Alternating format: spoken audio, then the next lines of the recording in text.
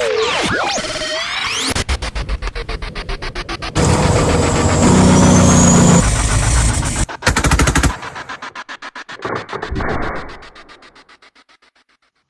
everyone, thanks for tuning in to The Naturalist Capitalist. I am Reed Coverdale, and I've got my friend David Fite back on again. How's it going, Dave? Oh, it's going great. How's Utah treating you?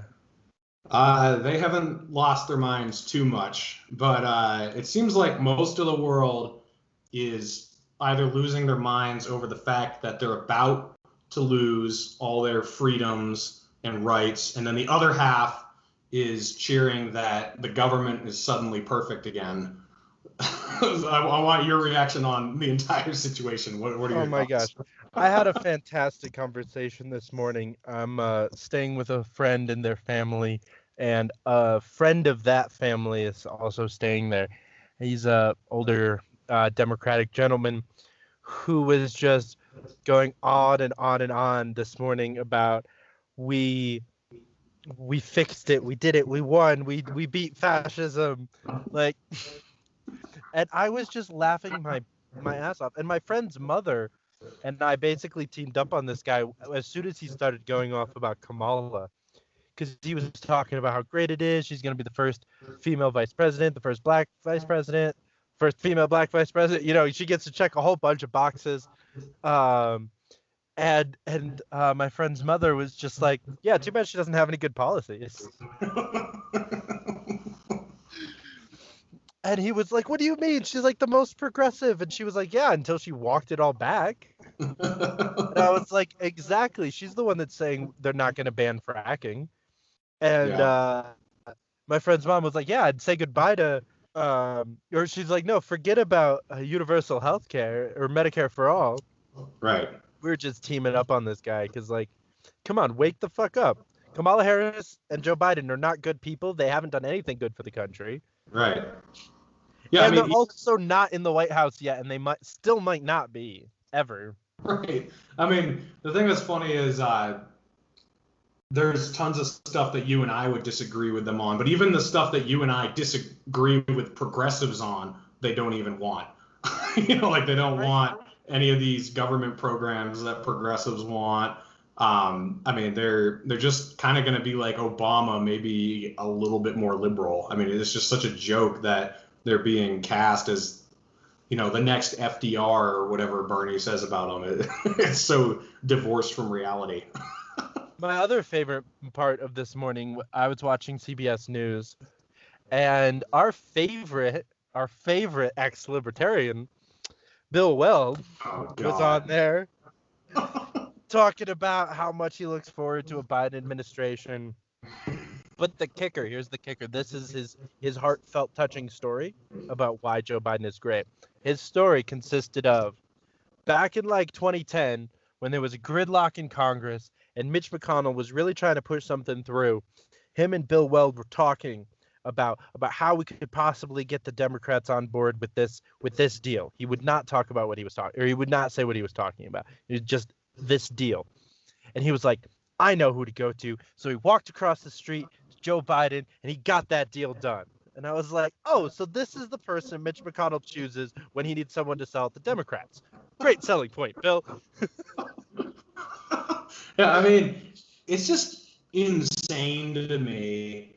Like, you have Bill Weld, who was the vice presidential nominee in 2016, just simping for Biden hardcore.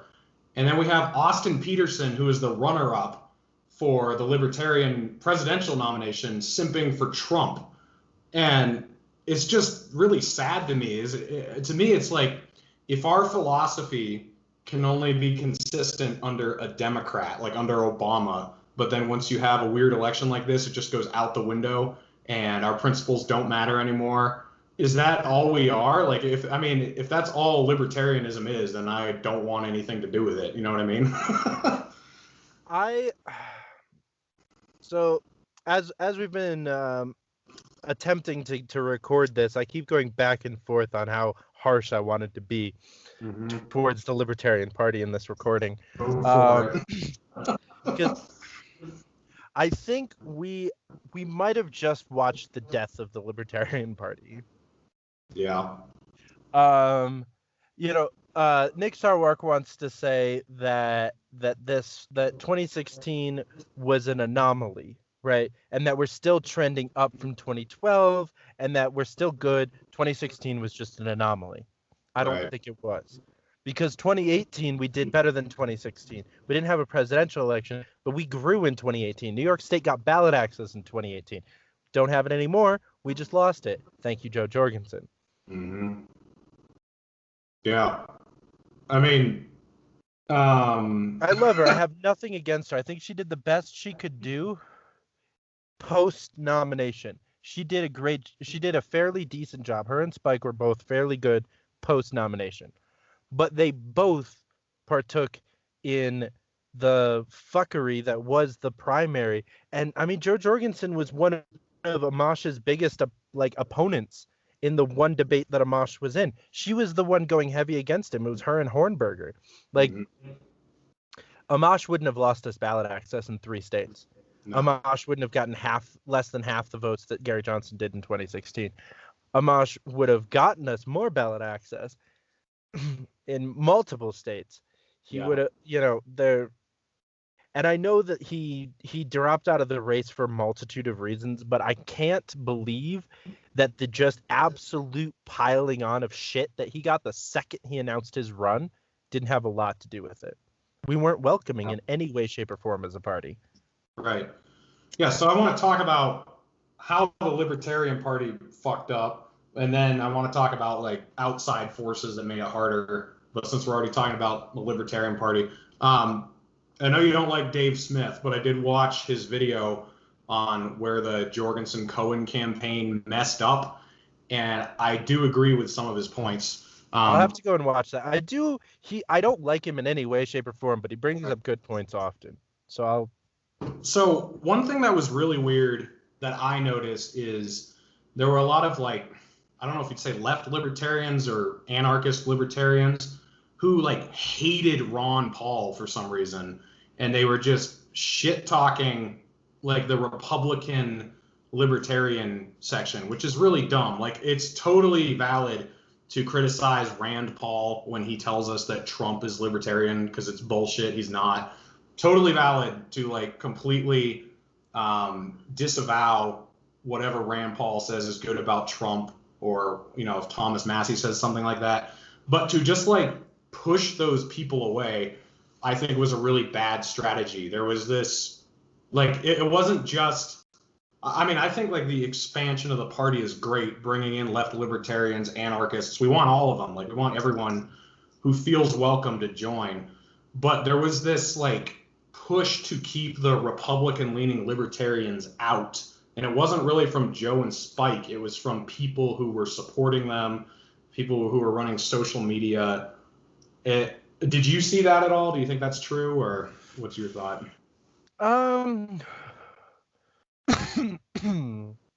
The right-left split in the Libertarian Party is definitely getting just as bad as it is getting nationally, from both sides. I think you saw a lot of that because you also saw a lot of the right libertarians saying that they're not voting for Joe because she said Black Lives Matter. Right. Not saying that, not taking the left lib side of this argument at all, because they definitely responded childishly to a lot of things. But in most of the instances that I saw, it was started by a middle ground post by someone, and then a bunch of right-wing libertarians being like, "Oh, fuck her, she's a commie, Marxist, blah." And it's come on, guys, wake the fuck up. Yeah. If you really think that Joe Jorgensen is more of a socialist than Donald Trump, you need to get your brain examined, because you should probably be institutionalized. You need to figure out what those things mean, and maybe stay off Twitter and Facebook, and probably stop calling yourself a libertarian. Right. Yeah, I mean, it was a two-way street, is what I think. I watched Dave Smith's video, but I think he only told half the story, because people like Dave Smith and Tom Woods and some other people who are more right-wing libertarians, they just would not let up on Joe and Spike when there was no reason to criticize them a lot of the time. And they were acting like Hornberger would have been a great candidate, which he definitely would not have been. I mean, he would have, I think he would have shrunk the numbers more than Joe Jorgensen did. Easily. And he's a terrible person. I'll just say that one outright. Yeah. I mean, he's that was what turned me off about him. I agree with him on probably 90% of the issues. It was just the way he conducted himself in the debates, the way he was so alienating to anyone who didn't agree with him 100%. Like he was trying to alienate Joe Jorgensen a lot. He was calling Justin Amash a socialist. It's like, oh, this is the guy we want representing us. I don't think that libertarianism is ever going to go anywhere if it's only a small piece of like right-wing libertarianism that we talk about. If all we care about is property rights and gun rights, we're not going to grow. Like we need to show that there's a wider coalition that accepts a broad span of ideas that can start a movement. And I think that scared a lot of the more right-wing libertarians. They didn't like that idea. They want their little tiny party and for it to stay that way. So there's two pieces of this that I want to touch on. A lot of those jackasses don't want to be a real party. They don't want to do real work. They enjoy their once-a-month meeting at a bar where they talk shit about the government, and that is all they want the Libertarian Party to be. That's how the New York Libertarian Party is, and that is how a bunch of the other parties around this country are. The New York Libertarian Party fights tooth and nail to keep themselves as just a club and a pathetic little group of people rather than actually invoking change in the world. On top of that, what you're talking about, kind of to your earlier point, that's why people dunk on Ron Paul so much and his little posse, because he's a Republican again. He's not a libertarian. He's not trying to grow the party. He's barely trying to grow the movement. He's not brown-nosing Trump the way his son is, but he is also somebody that's fighting tooth and nail against bottom unity of any kind. He's the kind of person that'll say left libertarianism doesn't exist. And we need those people in the party if we ever want to succeed. And that's why you see people dunking on people like Ron Paul, people like Yao, like organizations that pretend that the only place that libertarianism can work is within the Republican Party. Right. Yeah. So do you think, you said we might have witnessed the death of the Libertarian Party. What does that mean going forward? Like, what do we do? Do we just kind of, a lot of former libertarians I know have become anarchists, and I think this is part of the reason why, because a lot of them that I know, they actually paid dues in the Libertarian Party. They tried to get involved, and they realized it was a joke, so they just gave up, and they just don't care anymore. Is that kind of our destiny, or is there some way we can turn this around going forward? I think that I think there might be some form of a divide and conquer strategy here. Because clearly bottom unity within the LP is not working. Right. Do you talk about bottom unity enough to where we don't need to explain it? Okay. Just making sure. I know a lot of people that don't know the term. Just making sure that people watching would. So possibly a two-party system within the LP, I think, might be part of the solution. If we can run candidates that can actually siphon from parties, because we just run left lib and right lib candidates, and we don't have to kind of pander to both sides and try to take votes from both sides, and we can just out conservative the Republicans and out progressive the Democrats, kind of the like the DSA is trying. I think that might be part of the strategy. I don't know. I think that the way to do it intelligently is to have all of them under the same ballot line, because ballot access is a problem. Right. So trying to grow two parties is going to be difficult. If we could coexist as like two caucuses within a party, and the only time we really have to talk to each other is like governor, Senate, and presidential candidates, then that's the way to do it. Yeah. So you and I are of the same idea that political parties really shouldn't exist at all. I mean, we don't want a new duopoly. We don't want the Greens versus the Libertarians because you'll end up with the same problem. But given where we are now, like we have to move in that direction. So unfortunately, ballot access and establishing a party is the only way to dismantle what's there. Yeah. Actually, this is probably one of my least popular opinions. I am actually a fan of political parties in general. I think that forming a coalition, like regardless of if they are structured the way that they are right now, the coalitions around the same just makes sense. I think a two-party system is obviously terrible. So yes, no, I don't want the DSA versus the Libertarians or the Greens versus the LP. Like, I don't want that in any way, shape, or form. But maybe like a 5 or 6 party system, I'm okay with that. I'm okay with parties still existing, centralizing funding, working together, splitting mailers and rallies together, and I do the idea of having that group of people holding each other accountable, making sure that they are representative of the group adequately. I think parties do hold some form of accountability as long as it's not a two-party, as long as we're not in a duopoly. And I don't think 3 is enough either. It needs to be like 4 or 5 or 6. Mm-hmm. So I think that could.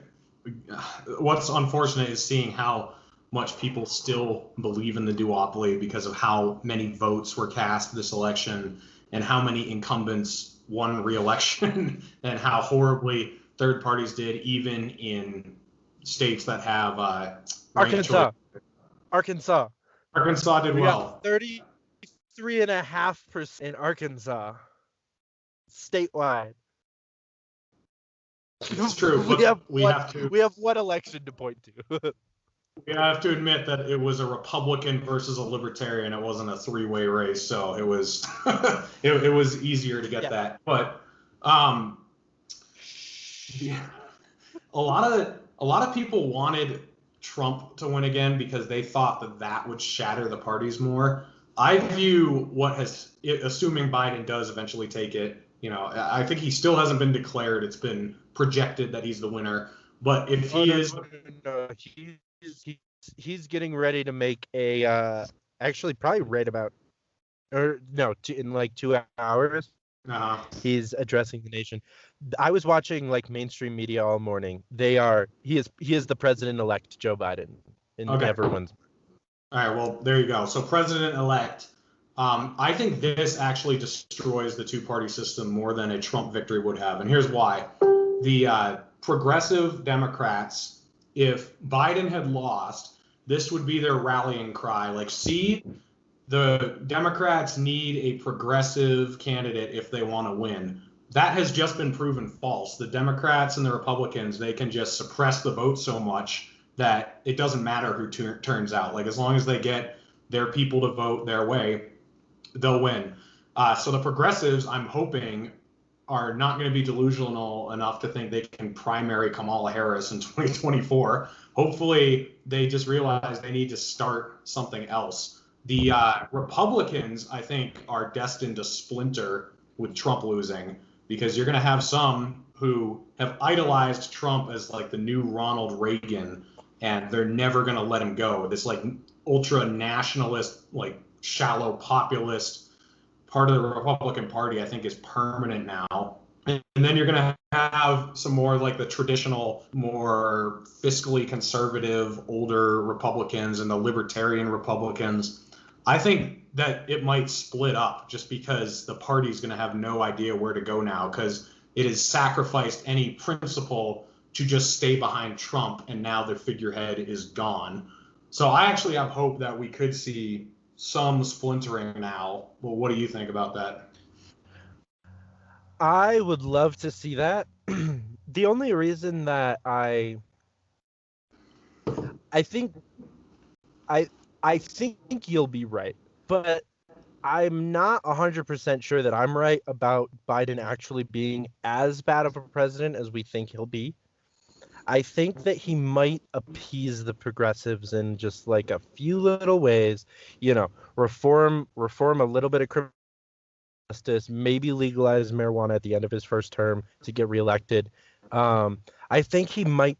I think he knows that to get reelected, with Gen Z being a huge part of the electorate for his reelection, I think he knows he needs to do something a little bit different. You saw him change up his tone for the last about month and a half of his presidency. He went from "I will not ban fracking," the crime bill was perfect, to a whole different messaging towards the end. They let Kamala Harris do a lot more of the messaging. If he doesn't run for re-election, they're just pushing Kamala Harris. I think she can push enough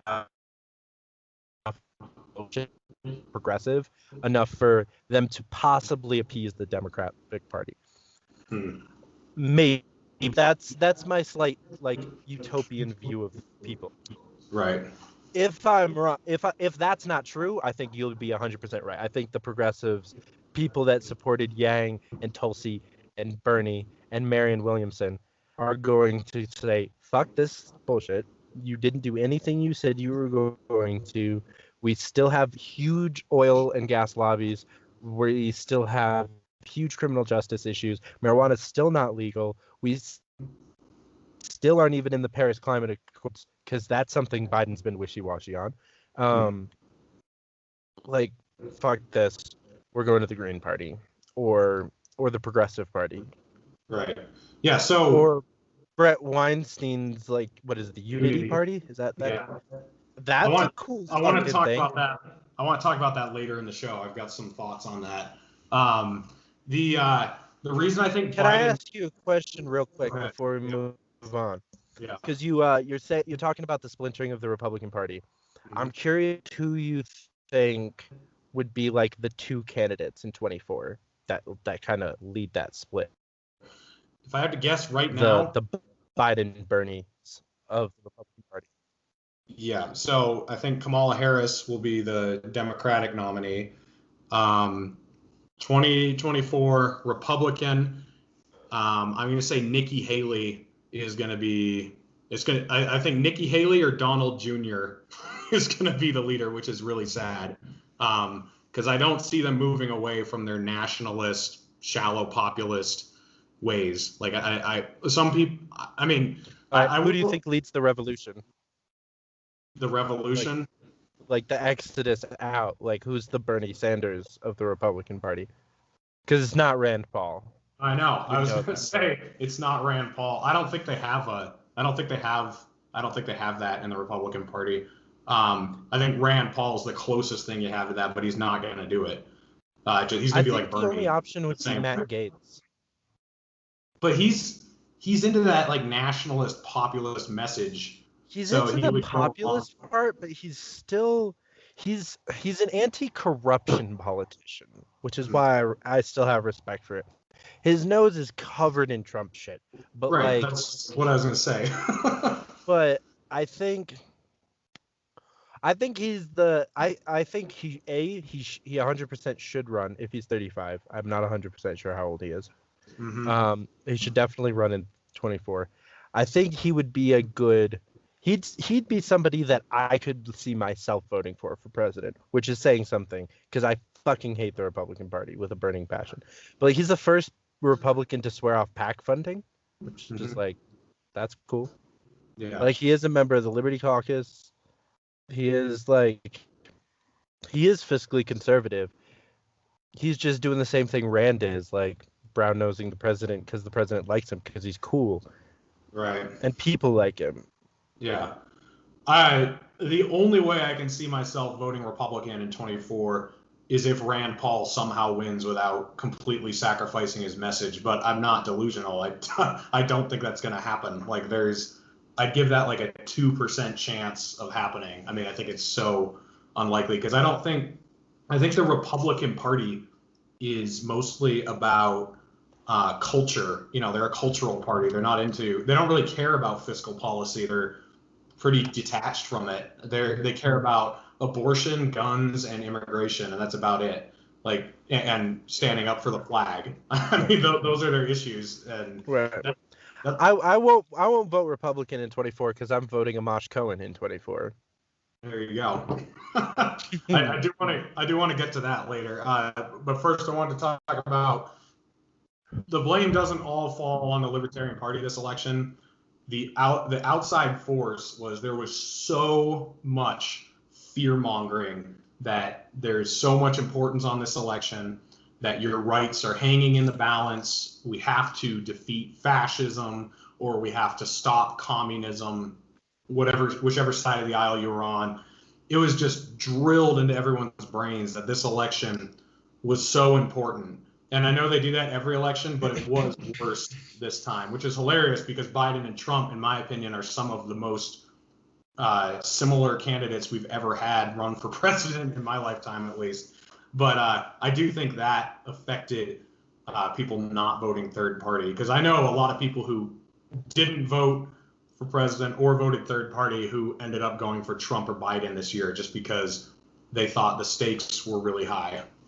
I don't know if you saw that, but I saw way too many people vote the two-party system. I mean, a couple of good friends of ours that I think you'd be shocked about, who I won't call out on YouTube, but we can talk about when we end recording, voted for Biden or Trump. Yeah. Well, I mean, New Hampshire went blue, and that blew my mind. But we know it was all because of our one friend. Yeah.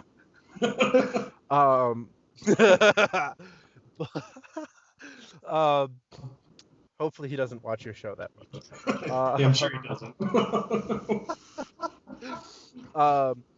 The other part of that, there was a lot of fear mongering. There was also a lot of like straight up fucking just terrible censorship.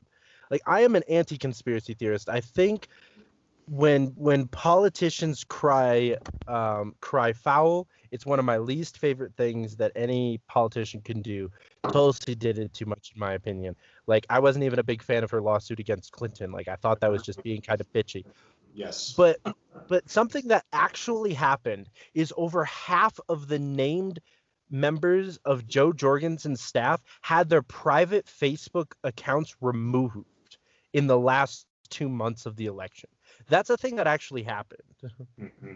Like, that's not a conspiracy theorist. That's not a politician crying. Well, like, that is actual election tampering by private companies. That should be illegal, and nothing is going to happen about it.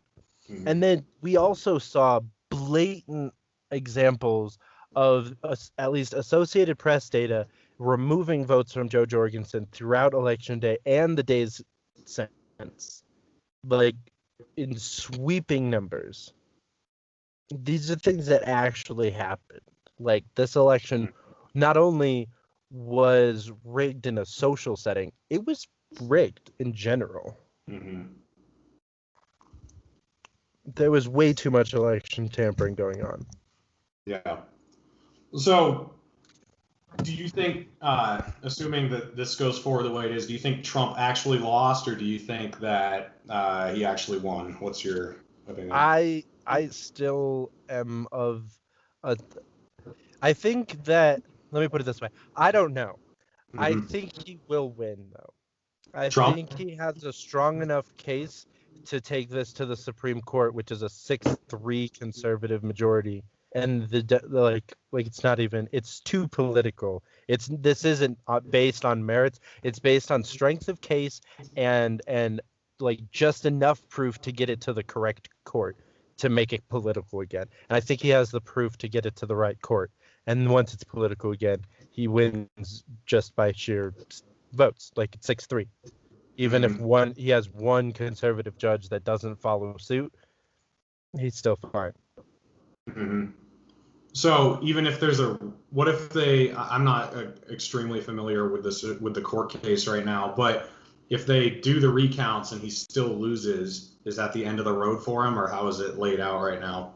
So there's two things that he can do right now, and he's most likely going to do both of them. recounts. We have to go through and make sure that every vote cast was actually cast. And I'm not a fan of anecdotal things when it comes to politics, like, oh, I have a friend that said this, this, and this. I'm not a fan of that. But in this specific case, some of these are important. I have people that I know personally that had dead relatives who are registered as having vote for Joe Biden. Like, so there are definitely like actual illegitimate votes. We have 3 states that have registered more votes than voters. There are clear counts of like people voting twice, which was going to happen anyway. With the mail-in ballots, there was no way for it to be perfectly secure. There was no way to really stop somebody mailing absentee ballot and then still showing up on election day. And the American electorate, not all of them are super bright. Some of them probably got the mail-in ballot back in September, mailed it in, and kind of forgot that this was the same election. It's been 2 months. And went and voted again. So some of this is just natural, just people, human error that has to be sought out. We have to do a recount. There's been proven instances of technical errors with the voting machines in both directions. Yeah. So like this isn't just the Democrats rigged it. Like this happens every election. The amount of elections that have to get recounted it happens all the time. Congressional elections, this happens to at least like 20 or 30 congressional elections a year. There's like 2 Senate runoffs going on right now. Like this isn't that out of the ordinary when an election is this close. So that's the normal thing. If it's proven through an actual lawsuit that there was intentional voter fraud, that this wasn't just human error, people accidentally voting twice, shitty people like getting mailed a ballot and like filling it out even though it wasn't theirs. Like if it was intentional by the Democratic Party, and I'm saying if, then he gets to bring it to the Supreme Court where he wins right then and there. I also think that there's a pretty solid chance that some of these states flip back red just through the first step of the recounts. Mm-hmm. I don't think Michigan was blue. I don't believe it. I spent too much of my year there. Mm-hmm. I don't think Michigan was blue. So he has, if Michigan goes to Trump, he would still have to win at least Pennsylvania, right? He could, I think. If Michigan goes to Trump, hold on, let me do that math out. If Michigan goes to Trump, that's 16 electoral college votes. That would drop Joe Biden down to not having won. That'd be like what, 260? I think he's at 261. That would be 259. That would drop him down to 259. So Nevada 6, that's 265. Joe Biden's at 290 right now. Yes. Yeah. That's with Arizona and Nevada. That's with Arizona and Nevada and Pennsylvania. Georgia and North Carolina have not been called yet. But Georgia's headed toward Biden, and in Alaska, yeah. Don't forget Alaska. Why are they at like 50%, by the way? There's like 10 people who live there. I don't know what's taking them so long. But I think they just wanted to call it because they wanted it to say 290 to 214. Like they stopped counting the states that Trump was winning. And that, like, again, I'm an anti-conspiracy theorist. I really hate these kinds of narratives. I rarely speak them. Mm-hmm. But this election, there's just too many cases of just things happening that aren't legit, that just don't add up. I think it was either Michigan or Wisconsin dropped 137,000 votes that was supposed to be like an hour of counting as they updated, and 100% of them, all of them, went to Biden. Just mathematically impossible. Right. Yeah, that was, I think it was like Michigan. 12 different counties. Like, yeah. It's just, that's just mathematically impossible. Right. So, yeah, there's just too many of these things. to not have a good case to go to the Supreme Court, and at least to do recounts in at least Wisconsin, Michigan, Pennsylvania, North Carolina, and Georgia all should get recounted, regardless of what side of the aisle you're on. You want those 5 states to be recounted. Yeah, I mean, I think what's unfortunate is, like you're saying, I don't think of me as a conspiracy theorist. The problem is, like, there's legitimate worry about fraud and about election interference here, but the Trump supporters have been spouting bullshit like the last 72 hours or whatever it's been. Like, they don't understand why most mail-in ballots are for Biden. It's like, maybe because your candidate told nobody to vote by mail, everyone to go in. So it's sort of like, 9/11 or COVID-19. Like, I've got legitimate questions about some things going on, but then you have these idiots who just go out on these really strange tangents, and then they ruin any honest criticism you have about weird shit that's happening. You know what I'm saying? Yeah. I guess, unfortunately, this is normally a bad thing, but for the first time, the over-politicism of the judiciary is going to actually work in democracy's favor, because that stupid, mindless rhetoric that's coming from the Republicans right now is enough to get it through the courts. And into the Supreme Court, and again, where Trump wins easily. So, and actually, there was a great tweet that I retweeted today from Yo Pasta that he said progressives should be pissed right now. Trump is doing what Bernie Sanders should have done in 2016 and actually fighting for the voice of the people and making sure that our elections are safe. Right. And that's I 100% agree with that. If you care about democracy, and I hate, we don't live in a democracy, but if you care about democracy, if you care about being actually accurately represented, you want recounts. You want to make sure that this is right. If you just want to say, no, we won, it's enough, we won, fuck it, then if you're not okay with making sure that you won legitimately at the risk of not actually winning, then you don't obviously care about freedom or democracy in any way, shape, or form. Yeah. So, oh my God, if everything you're assuming does come to pass, this will be the second time that an election where the Republican president lost the popular vote went to the Supreme Court and gave him the presidency. The Democrat reaction to that is going to be absolutely insane. I mean, we think we're bad now. Yeah. Well, speaking of the popular vote, something very depressing that happened on election night. People got so hung up with the presidency, they forgot how many ballot initiatives were going on this year. One of them, in my new home state of Colorado, was to give all of their electoral college votes to whoever won the national popular vote. The dumbest thing I've ever heard. And it won in almost it won by 65+%, if I'm not mistaken. I haven't checked the numbers since election night, but wait, so let me get that straight. If 90% of Colorado voted Republican, but the national popular vote went to Biden, they would switch it? Is that what that means? Yep.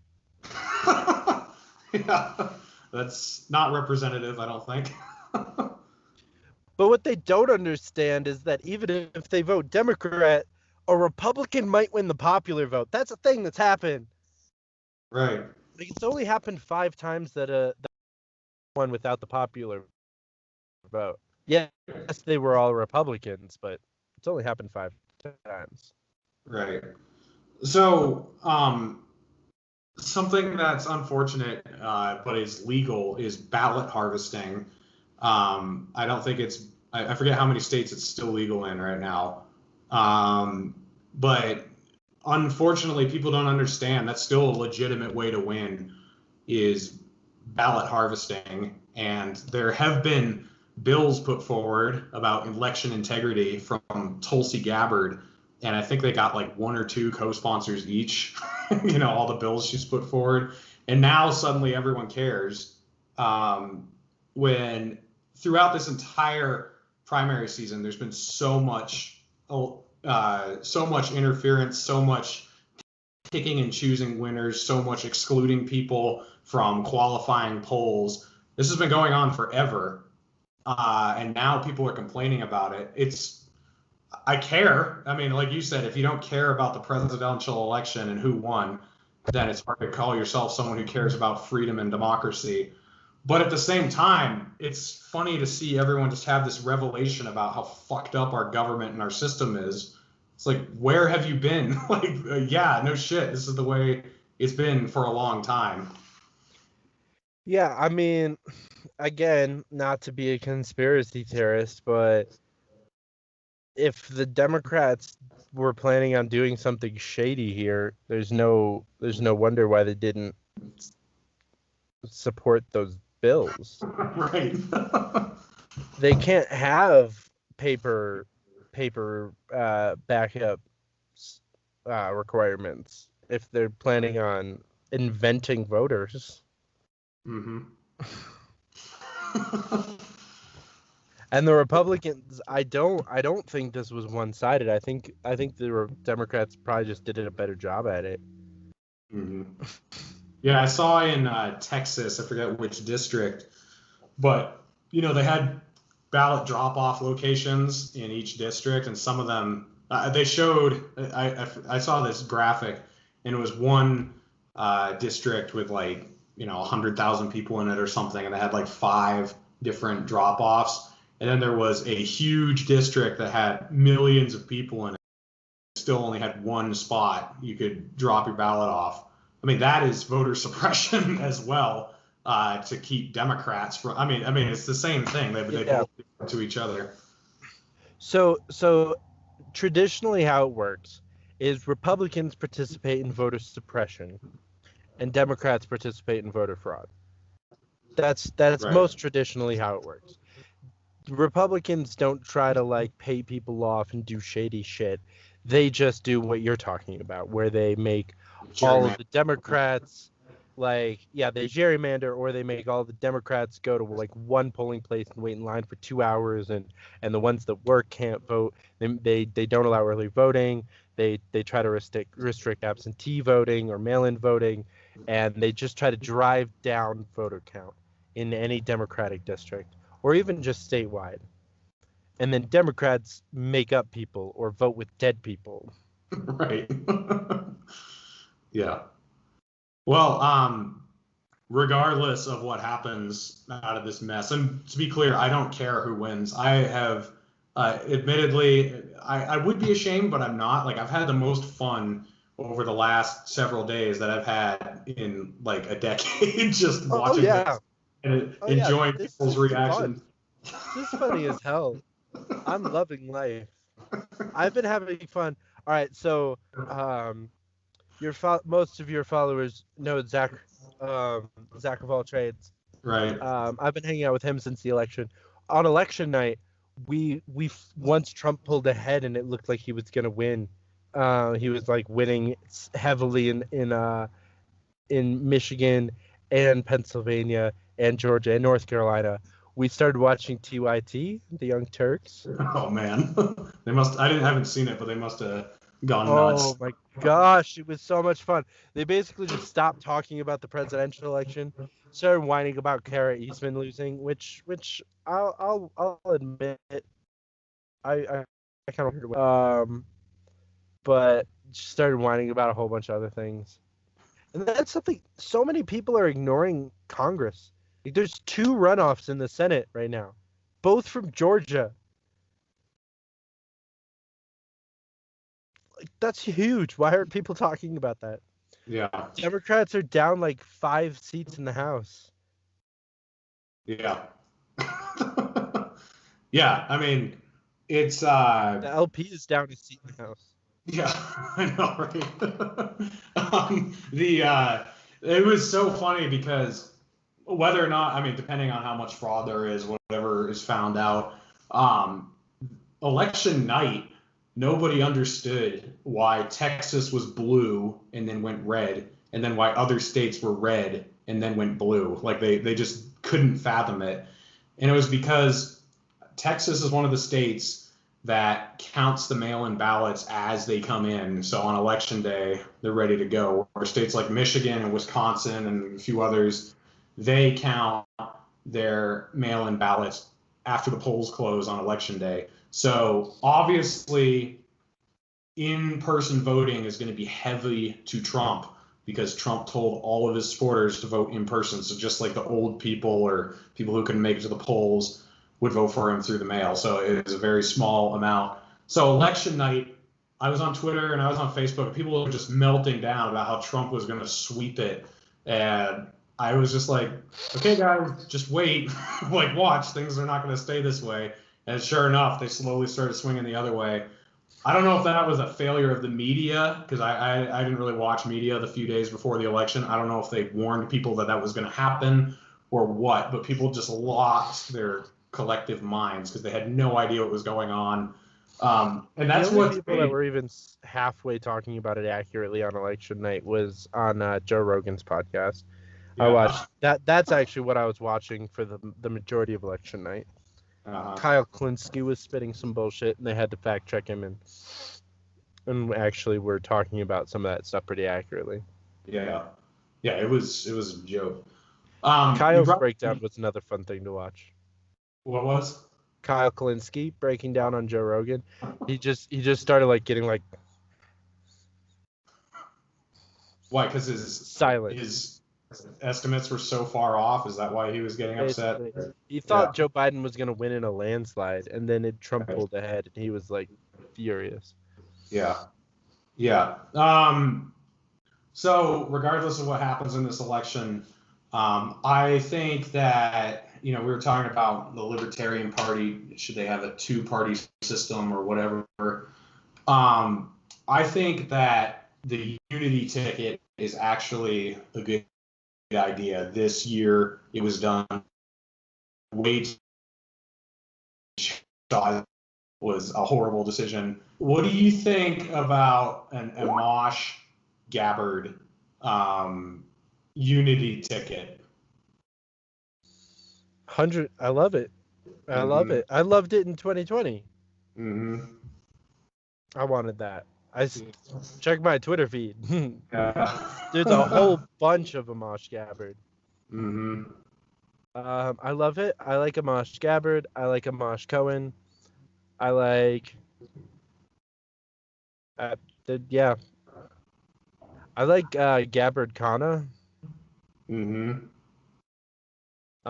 There's some promising tickets for 24. But yeah, Amash Gabbard would be like the best thing America could ever have. Right.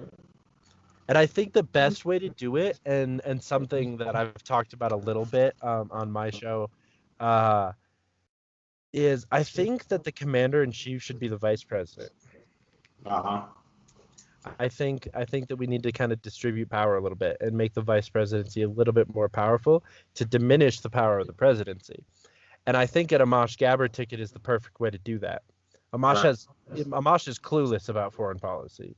I mean, he's all right, but like Gabbard, like Tulsi is so much better, just heads and tails above it. She's a major, like she knows what she's talking about. She's the most qualified commander-in-chief in America. Right. Period. Agreed. So I think that would be kind of a cool platform piece of their ticket, is like, we're going to try to diminish the power of the presidency through this weird random little thing. Yeah. I like it because I gotta be honest, I don't think Tulsi could ever win the presidency. I mean, she's just too polarizing of a figure. Maybe after she serves 8 years as VP, as the greatest VP in America. I think that could do it. I agree.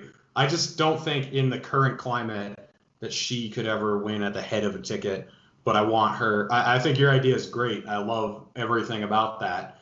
And I think they're perfect complement to each other because they do agree on a lot, but then areas where they disagree, I think Amash is better than her in a lot of areas, and she's better than him. She is better than him on things like election integrity. I'd say civil liberties, she's a little bit better. Foreign policy, I think she can, bring a more green attitude to that libertarian philosophy. And then he's better on like economics, the Second Amendment, federalism. I think it would be the perfect ticket. And they're both not polarizing as far as, I'm sorry, not polarizing. They're both not partisan.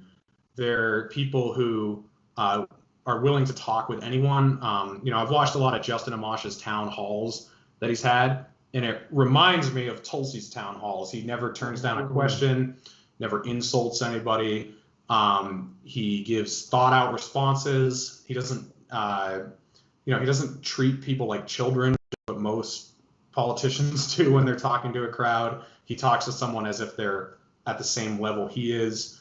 And then, for people who follow me who don't know Tulsi very well, she has all of those same characteristics. I think they're both problem solvers too. Like they care about actually fixing something, and if someone has an idea that is better than theirs, they're going to listen to it. They're not ideologically driven. Like Amash, I don't think he'll only seek the libertarian answer. I think he'll seek whatever answer is going to be best. And I know he's been on the Unity show. I don't know if you watched that episode with Weinstein that he did. Not yet. And Tulsi Gabbard won the presidential slot, even though she's never been on the show or talked to them even. I don't know. But there's potential for this. Like I don't think it's impossible, and it's something people should start talking about now, not in 2023. So 100%. People need to get, if you want to be some kind of a third party or anti-establishment movement in 24, you definitely need to start doing it now. For sure. Yeah. 100%. So, what's so disappointing to me is I wanted the libertarians to do well this year just so it would be a signal to people like Justin Amash and Tulsi Gabbard.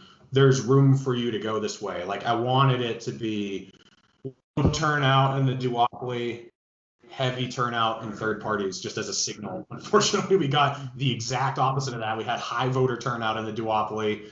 Third parties were a joke. Kanye West won more than the Green Party did. It did not turn out the way we wanted. But hopefully in 2022, there will be some pushback. And as I said, we just need to start talking about this right now. And maybe it's something that could happen. Yeah. So, okay, guys. Dave's computer died. So we're going to continue. I'm great at here. life management.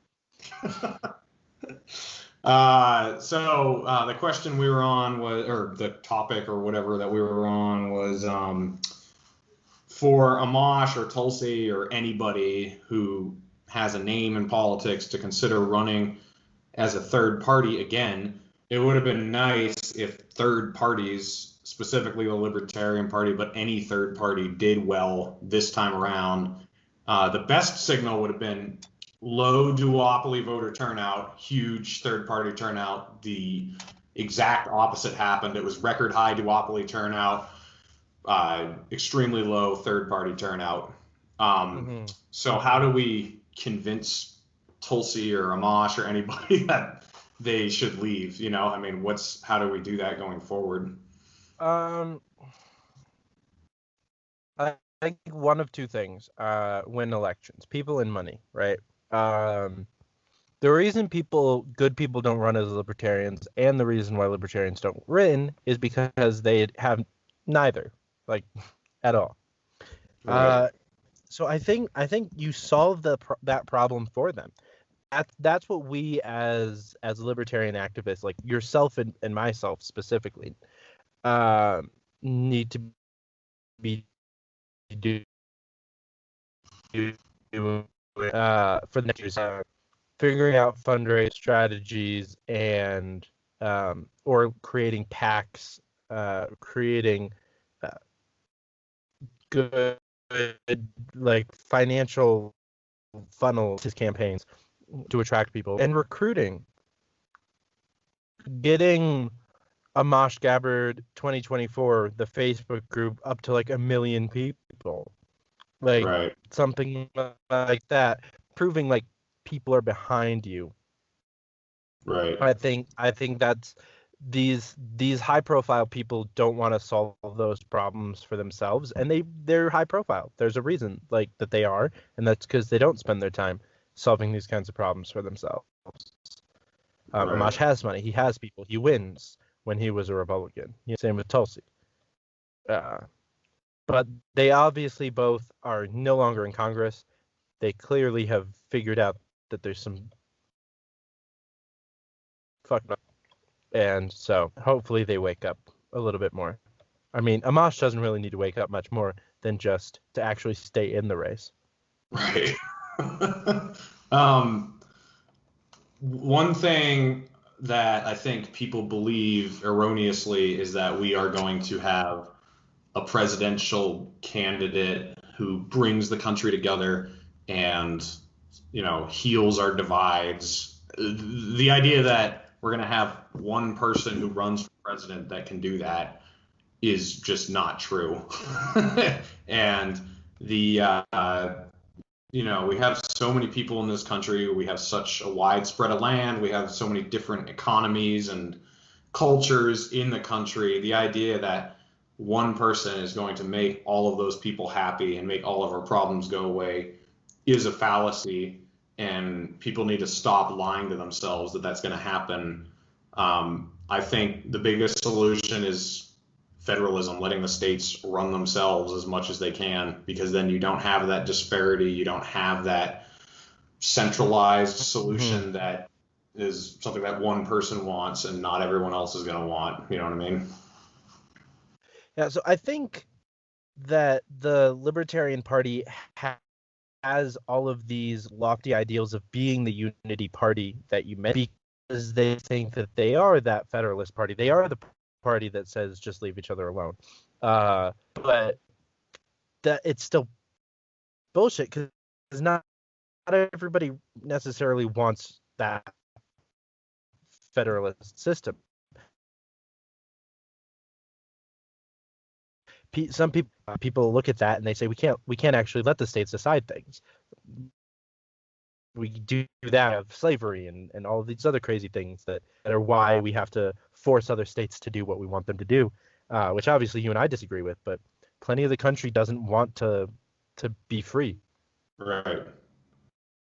Yeah, there's this idea. It's all related to the idea that if you legalize heroin, everybody's going to go shoot up and die from heroin. They think that just about everything in the government. The higher and higher up it goes, if we don't do this, then people will do this. And if you leave people alone, that's not what they do. I mean, it really depends on culture. Somalia is not the same as the United States. We have different values, different culture. If you just let things go in New Hampshire, they're not going to turn out the same way they will in Mogadishu. I mean, it's just a ridiculous argument, I think. Right. Actually, New Hampshire is a great example of that, because they don't have mandatory seatbelt laws. However, they have a higher than the national average compliance with seatbelts. Mm-hmm. So New Hampshire is my favorite example of this kind of a mentality, because they don't have to, but they do it anyway, more than the national average. Right. Yeah, so I think the two To be fair, the national average is like 52% or something like that. It's fucking low. It's lower than you'd think. Oh, okay. I think the obvious coalition is between like progressive and libertarian people, because a lot of people think they have polar opposite ideas, but in my mind they have the same goals, which is what matters. The goal matters more than the ideas of how to get there. If you have people who aren't just like so partisan in their thought process, you can discuss with them how you both want to get to the same solution, where the Republicans and the Democrats do not care about the same solutions. They want a lack of solutions to keep them in power so that they can keep siphoning votes from people. So that's what I'm really going to start doing, is trying to talk to more open-minded progressives and trying to get some sort of coalition going. And I think a lot of them that I've talked to, and therefore a lot more that I haven't talked to, are probably going to be willing to give up a lot of their big government ideas, because as long as you can prove to them that we can get to the same place that they want to without the infrastructure that they had previously thought was necessary, they'll sign on. I mean, have you found that to be true? Or for the most part, I think a good example of this is like green energy. When I ran for New York City Council, that was a big part of my platform, and a majority of my votes and support came from actual communists, like self-proclaimed communists, right. but like borderline ancoms, right? Just most of them from a group called Extinction Rebellion. Yeah. It's a big like communist, like overthrow the government kind of thing, but also like it's basically either fix the environment or we'll burn down the government. Like, those are your options, is kind of the mentality of this group. Uh-huh. And when they were like, okay, what would you do about it as a city councilman? And I was like, okay, get rid of any subsidies that we have to oil and gas industries, put solar panels on every government building, make every bus, train, cop car, fucking everything that we have electric. And they were like, okay. I mean, I'll admit that's some of those things are kind of unlibertarian because it's a lot of government spending. Mm-hmm. I'll admit that. New York City has a huge fucking budget that they use on so much that you just couple that in with like defund the police because they have an almost $1 billion a year budget. Right. Yeah, so there's creative ways of getting to that solution. And I think what libertarians need to give up on is the idea that government can't do anything. So I have said on this show, the government we have is completely useless, and we would be better off with no government than the government we have. That is something that I'm not backing away from. But I do think government could be used for good in some situations. And a lot of libertarians, they don't want to admit that. I don't think that's true. I think there are ways that you could use government positively. So this is also somewhere for the libertarians to break out of their shell a little bit and think outside the box. Like, not all government has to be bought out by corporations and used as use predatory regulations to prop them up. Like, there can be laws that we could pass and even regulations that we could pass that would help everybody. And I think they need to start thinking that way if they want to get realistic. I 100% agree. I mean, I self-identify as a classical liberal, which by definition means some government, like a little bit, at least something there to make sure that nothing else tries to replace it and it's more tyrannical. Right. I mean, I think the idea that people like James Madison had when he helped write the Constitution was that if we don't put a good libertarian system in place and try to defend liberty with this government system, with a constitution, with checks and balances all over the place, something else worse is undoubtedly going to replace it. Right. If we just go to straight anarchy, you end up with mob rule or something like corporate rule or something else terrible eventually. Yeah. So if we keep, like, the country was made pretty well. Like, the original idea, the representative democracy, if it had worked correctly, if we didn't vote away our rights constantly, right, like Colorado just did, if we didn't just do dumb shit constantly, like, the foundations that they gave us were still good. right. Just don't let them break the Constitution with every law they pass. Yeah. How hard is it to make politicians actually hold true to their oath. Right. Yeah. Yeah. So I think we agree. need to combine bottom unity with the elect the revolution mentality of just come together on do not vote in any incumbents that helped write unconstitutional laws, period, which leaves you like 7 incumbents in Congress that you can vote for in 22. Like, and that's it. Yeah. And move on from there. Like, just whoever wins the primary, like, just get them out. I don't care if it's a blue wave, it's a red wave, just fucking replace people. Primary. Support people that are running, that are primary.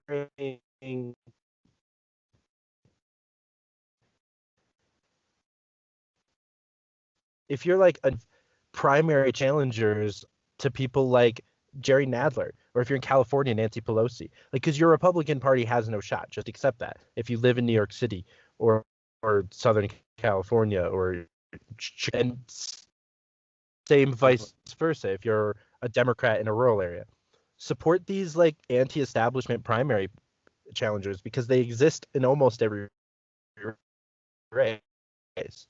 Yeah. Well, there you have it, everyone. I think David's right. Bottom unity. We've got to kind of be a little more creative about how we're going to go forward if we want to make a difference. But we'll see who wins this election by the time it's all over, and we'll see if the liberty movement, progressive movement, anti-establishment movement goes anywhere in the next couple of years. So keep up the good fight, Dave, and glad to have you on as always. We'll have you back again. Yeah, thanks for having me.